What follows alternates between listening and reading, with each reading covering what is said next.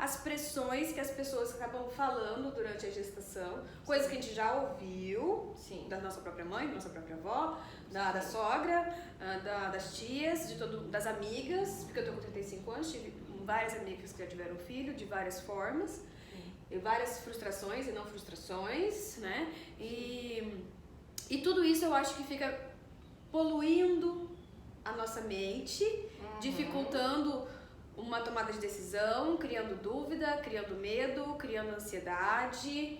E os partos na mídia. Os partos na mídia. É influência bem grande. O obstetra já muitas vezes nem perguntando qual parto que a gente quer, porque ele já vai dizer quando será a data do parto. Sim.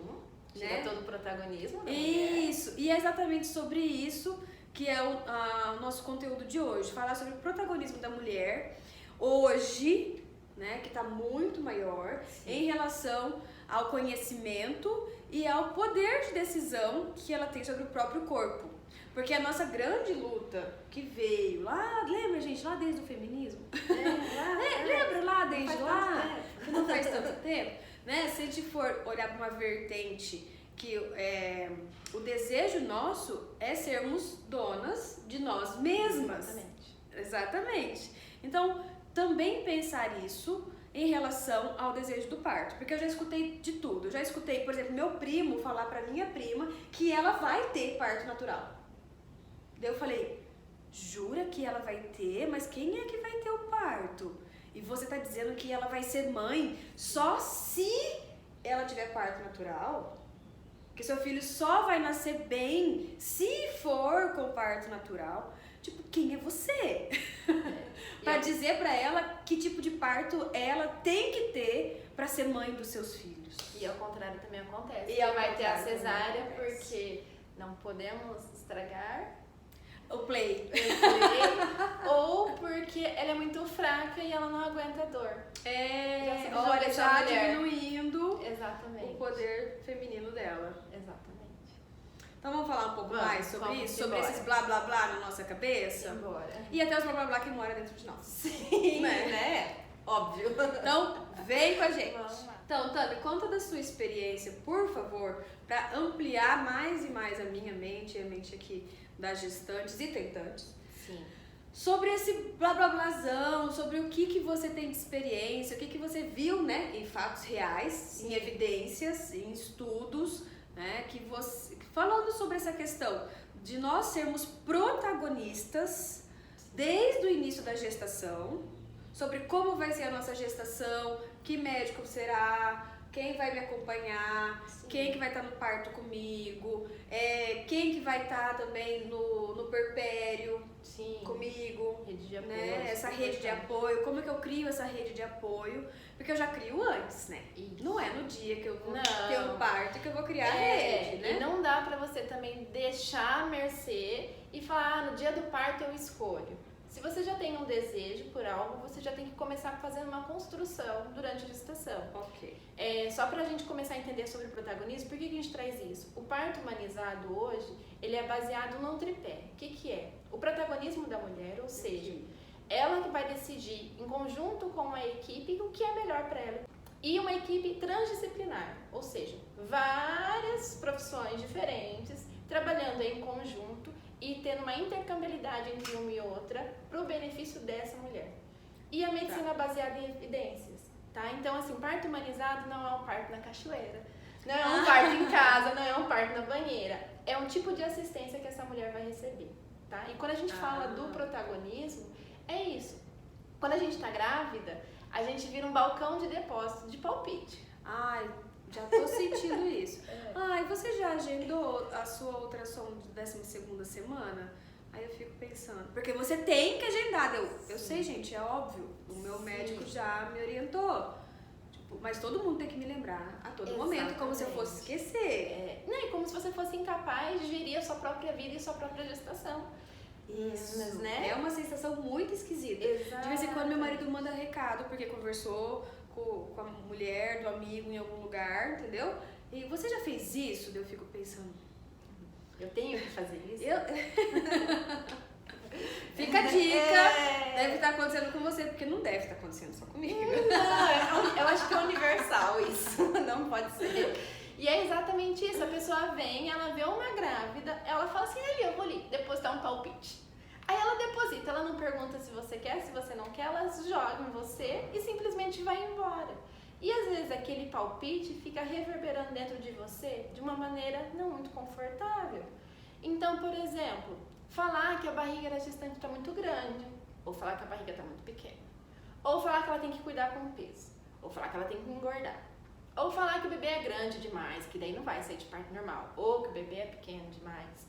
A gente não conhece a história dessa mulher. A gente não sabe, por exemplo, se ela tem um problema com a autoestima, se ela está lutando com a balança e de repente ela está lutando com a balança e falam para ela que a barriga dela está muito grande. Imagina o que vai ficar dentro dessa mulher.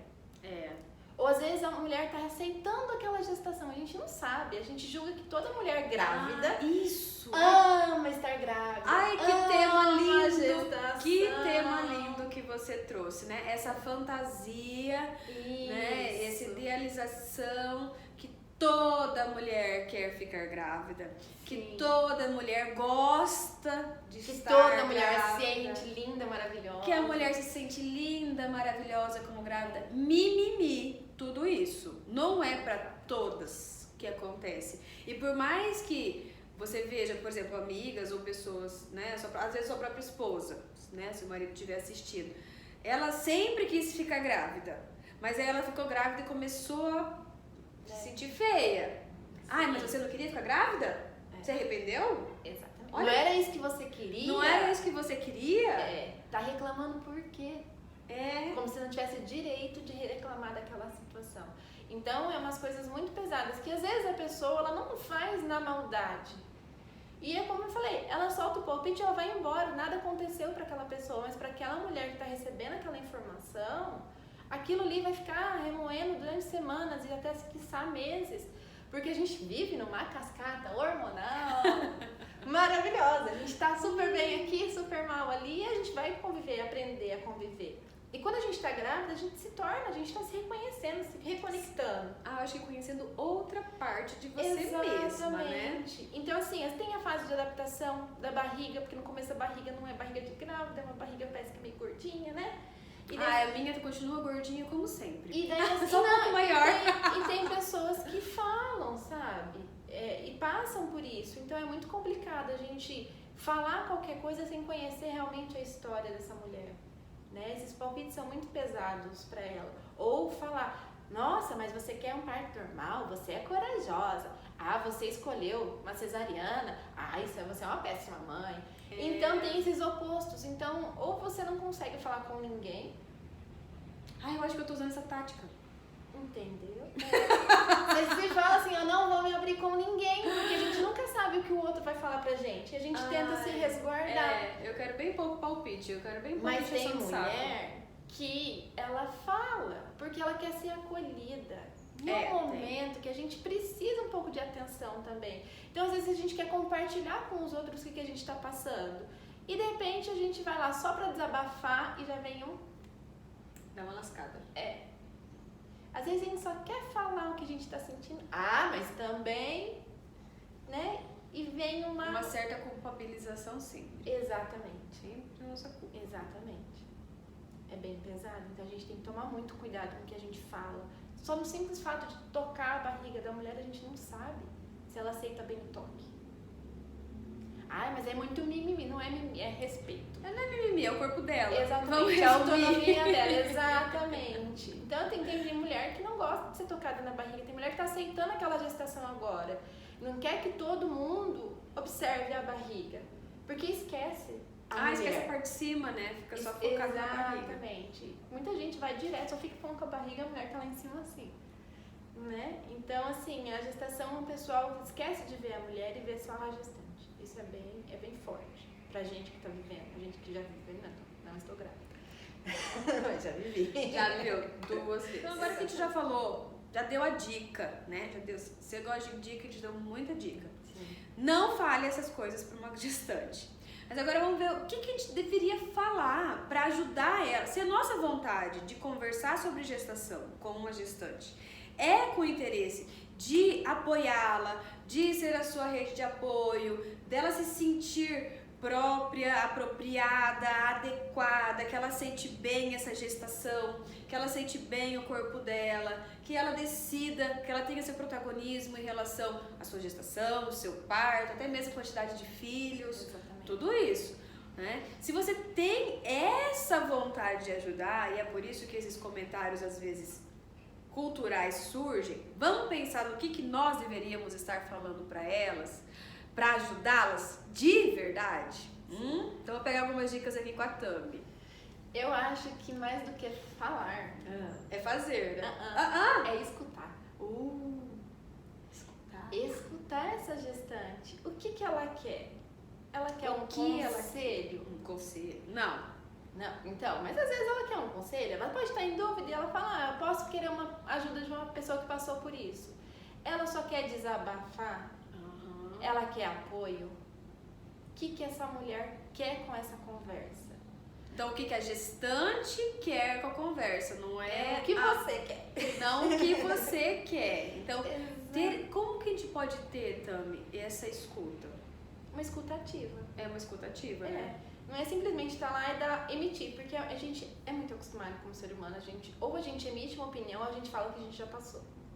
Isso, mas aí muitas vezes a gente está escutando. Exatamente. Mas a minha gestação... então, eu também tive isso na minha gestação. Mas eu também. Mas é comum. Então, assim, a gente esquece de acolher, de ter essa escuta ativa. Então, escutar o que essa mulher tá falando. Ela tá com medo?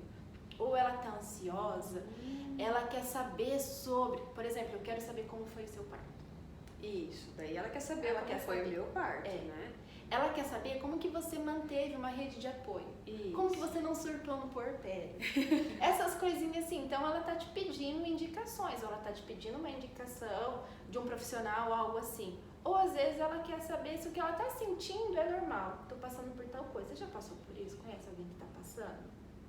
Mas sempre que a sua opinião for dada, você tome muito cuidado com achismos e com mitos que rodam a gravidez. Né? Então, assim, eu acho que o principal é a escuta ativa e o apoio a essa mulher, o acolhimento para essa mulher. Sabe, assim, a gente não invade muito o espaço dela. É muito difícil a gente se guardar, porque a gente tem a vivência, a gente quer compartilhar, porque fala, foi bom pra mim, vai ser bom pra ela. Vai ser bom pra você. Mas às vezes não é. Então, eu acho que isso. Né? Mas você fala assim, nem elogiar? Eu acho que elogio é sempre bom. Sempre. É sempre bom. Sempre atrai, né? Um diálogo, uma abertura. Exatamente. Mas você tem, né? Ela se sente confortável com isso. Então, se você quiser fazer alguma coisa, faça um elogio. Você tá dica, indo... Anote no seu coração. É. Quer fazer alguma coisa de bom? Elogia. Olha, é isso aí. Você tá maravilhosa. Não tô falando maravilhosa de beleza, tô falando maravilhosa com as tuas escolhas. Eu não entendo isso que você escolheu, mas eu te apoio. Eu respeito a sua decisão. Ou a rede de apoio, por exemplo, a mãe opta, sei lá, por fazer a amamentação livre demanda, sem usar nada artificial.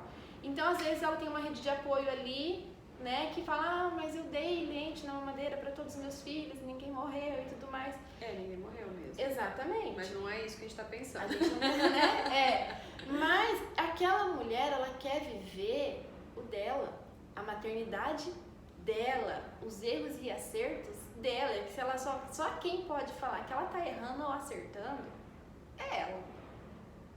Né? Então, tudo bem, eu não entendo muito esse negócio de livre demanda, mas você tá estudando, eu te apoio nas suas escolhas. O que eu posso fazer para te ajudar? Então quando eu pedir para comprar uma madeira, você não vai comprar, por exemplo. Essa é uma coisa que ela quer muito. Então, são coisas assim, a gente tem que apoiar nas decisões dessa mulher. Né? Muita gente, voltando, algumas amigas minhas falaram, eu não fui atrás de você e contei que você estava grávida porque eu quero cesárea. Eu falei, tá. Nossa, não te contaram. Né, tipo, com medo, assim, você vai falar pra fazer um parto normal, eu não vou falar nada. Ai, que bom saber, né? A portinha só abre do lado de dentro, né? Então eu posso ser super a favor da humanização do parto, mas eu super a favor a respeitar essa mulher. Então, esse é o protagonismo da mulher. Exatamente. É tão simples quanto isso. Exatamente. Se for ver, não é tão difícil. É difícil? É ou não é? Tem. Infelizmente, aqui no Brasil, a gente tem que lutar para ter um respeito e um protagonismo certo. Porque muitas vezes a mulher é levada, assim, no caso de uma cesariana desnecessária, ela é levada a crer que aquela cesariana foi necessária. Foi tirado todo o protagonismo, não foi passado nenhuma informação para aquela mulher. E ela acha que ela decidiu, na verdade o médico decidiu por ela. Sabe? Então a gente tem que ir falar e perguntar, mas é verdade? Né? A gente não tem que acreditar numa pessoa que é a detentora de toda a sabedoria e de tudo mais. Então a gente tem que indagar até mesmo o que a gente está pensando. Tem um medo específico. Né? Na gestação a gente tem muitos medos. Muito medo. Né? A gente vai e as pessoas vão cultivando nossos medos dentro da gente. E a gente tem que falar, mas peraí, quais são as evidências, quais são as chances de acontecer isso comigo? Porque quando a gente enfrenta o nosso medo, a gente começa a diminuir a potência dele. Certo. Né? Então a gente tem medo, eu não posso comer tal coisa, ou eu não posso fazer tal coisa. Mas qual que são as evidências? O que dizem? E conversando com você, e eu hoje estava conversando com a minha amiga nutricionista, quando eu falei pra ela que eu tava com descolamento, né? Sim. Aí ela olhou assim, ela olhou com um olhar, o que você tá fazendo aqui se você tá com descolamento? Você não tem que ficar deitada com a bunda pra cima e com as pernas amarradas no ar? Sim. Né? Aí eu falei, não, eu conversei com uma doula, ela falou que mais ou menos 20% das mulheres têm descolamento e que, né, claro, você vai fazer tudo mais devagar, nada de peso, mas só uma gravidez de risco é que fica nessa posição. Daí ela olhou pra mim e falou, hoje em dia as doulas dão melhores orientações do que esse monte de mito não, mas foi isso que ela me disse, do que esse monte de mito que fica rodando na nossa cabeça. Porque ontem eu tava conversando com o cara do Uber também, né? Porque todo mundo pergunta alguma coisa, tá vendo? O cara do Uber, né? Porque eu não tô dirigindo justamente porque eu tô de descolamento, tá vendo? Eu fiz algumas adaptações, fiquei em casa o tempo todo? Não. Mas quando eu dirijo eu sinto incômodo, então eu não quero esse incômodo agora, porque eu tô com descolamento.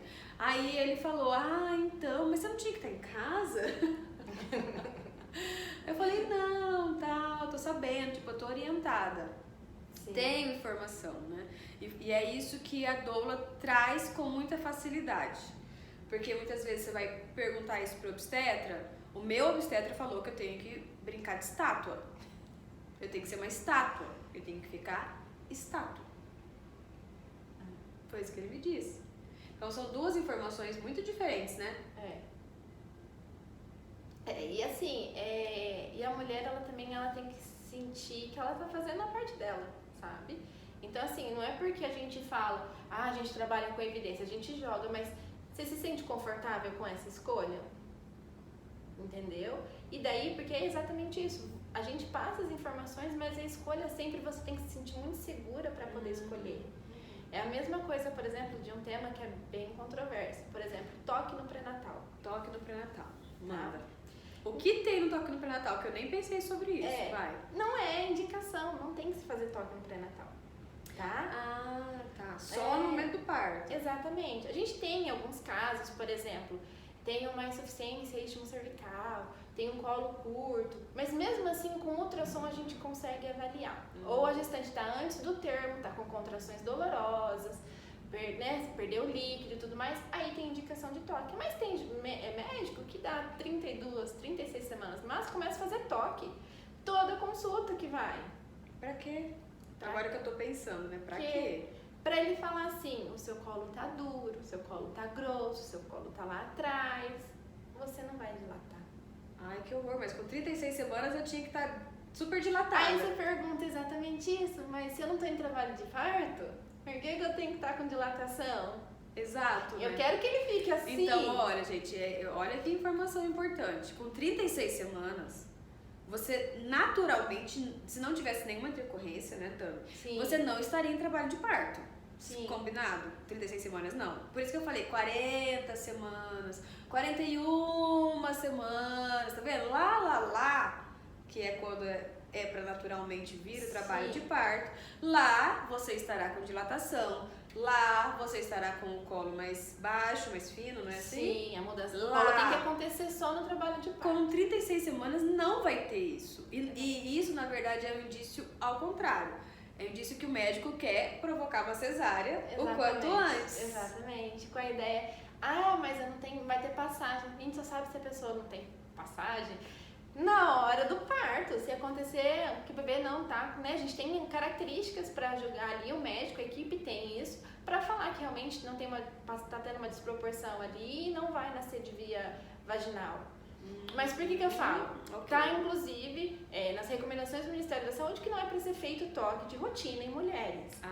Certo? Então, Escutou? Vamos ouvir de novo. O Ministério da Saúde fala que não é, inclusive durante o trabalho de parto, não é para fazer toques repetidos, é para fazer, se necessário, a cada 4 horas.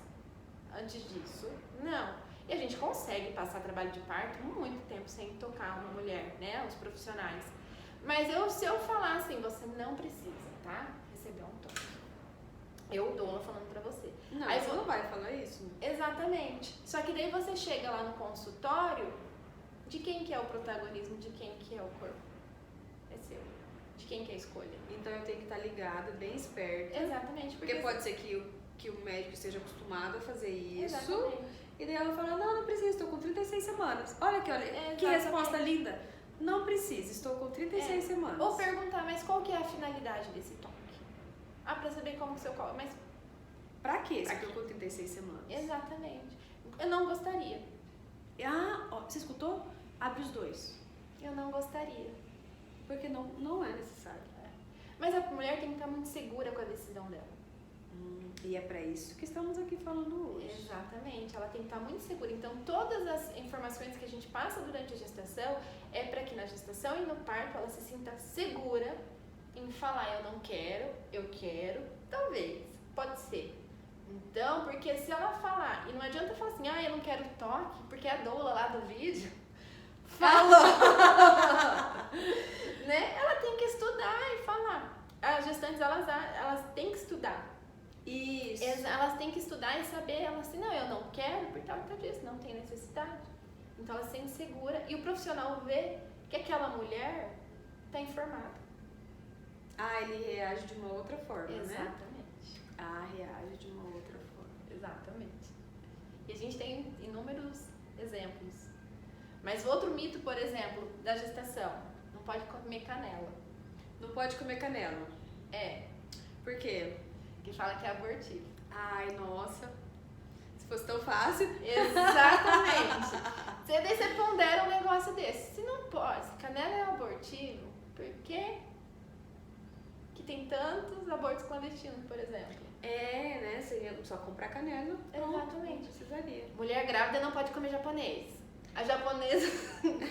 A japonesa come o quê? Come o quê? Comida Ela começa a comer brasileira. comida brasileira nesse período, né? Porque comida japonesa faz mal. Exatamente. Não pode atividade física. Você tem alguma contraindicação? Não, só tô grávida. Não, na verdade a gente faz, né? Então. Não faz quando tá com descolamento só? Descolamento, risco de parto prematuro, alguma coisa assim que o médico avalia e fala, realmente não tem. Mas, a princípio, você é uma pessoa super ativa, não tiver nada contraindicando, vai. Eu fiz 3 dias de crossfit grávida, sem saber. Conheci gestantes que fizeram até o final da gestação. Mas possivelmente, eu acho que essas pessoas já faziam. Sim. Não tiveram, talvez, algum problema de descolamento e daí deram continuidade, fizeram a gravidez praticamente toda, né? Isso. O que é indicado assim, a pessoa é Tem sedentária.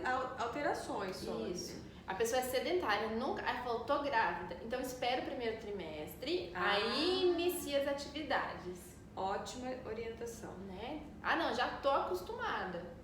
Já sou outra uma pessoa super super ativa. O ativa. corpo já é diferente. Exatamente. Às vezes, né, tem que diminuir. No crossfit é muito peso, muita coisa assim. Mudança postural, que o nosso centro, depois que a barriga cresce, muda, né? Então, algumas adequações referente a isso. Mas ficar em casa o tempo todo, gravidez não é doença. Exato. né? Você tem que ser o mais ativa. Mas que você quando a gente fala aqui que gravidez não é doença, a gente tá falando de uma coisa de um jeito positivo. Porque tem gente que fala assim, gravidez não é doença, você tá se fazendo de vítima, você tá se fazendo de não sei o quê, você tá te fazendo não sei o quê. Não, a gente tá falando de um lado bom, tirando os mimimi da nossa cabeça. Ela não é uma doença, não é pra ter tanto mimimi assim em cima da nossa cabeça. Não é pra ter tanto medo. Tantos medos. Isso mesmo. Porque eu fiz uma enquete também com as gestantes que eu tô acompanhando no grupo do Telegram. E elas disseram assim que a pior coisa que está acontecendo na vida delas hoje é a ansiedade. E a ansiedade, eu imagino que é consequência de tudo isso que a gente está conversando hoje. Né? Se eu tô com medo, a minha ansiedade aumenta. Se eu tô com dúvida, a minha ansiedade aumenta. Se tem alguém buzinando na minha cabeça, minha ansiedade pode aumentar. E ser protagonista e tomar decisões é muito importante. Eu estava conversando com uma das participantes e eu falei assim, olha, as relações acabam mudando um pouco quando o bebê está sendo gestado. A sua relação com a sua mãe muda um pouco, a sua relação com o seu esposo muda um pouco. Então as relações, de modo geral, elas mudam e nós precisamos encontrar esse lugar pro bebê e pra você, mãe, que também você muda. Sim. Né? Você muda. Então começar a entender qual é o seu propósito, o que você gosta, o que você não gosta, aceitar isso, colocar limite no outro, pode ser uma atividade importante na sua vida e que é por isso que eu criei o Diário Arte Terapêutico, para ajudar com atividades artísticas, né, que são baseadas na arte terapia, a fazer essa mãe a se posicionar no atual lugar de mãe.